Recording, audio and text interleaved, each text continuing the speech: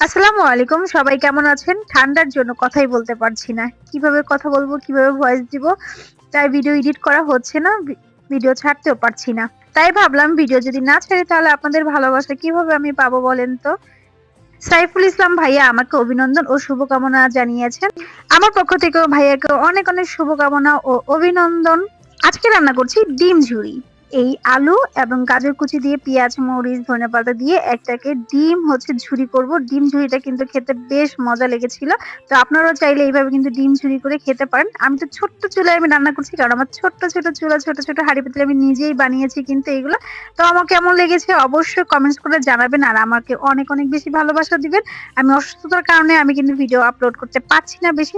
কথা বলতে বলতে কিন্তু আমার ডিম ঝুড়িটা হয়ে গেছে। এখন নামিয়ে নিব। দেখেন কত সুন্দর কালার হয়েছে ডিম ঝুড়িটা। আপনারা চাইলে কিন্তু বড় চুলায় বড়ভাবে আপনারা কিন্তু রান্না করে সবাই মিলে খেতে পারেন। তো আমি তো ছোট চুলায় রান্না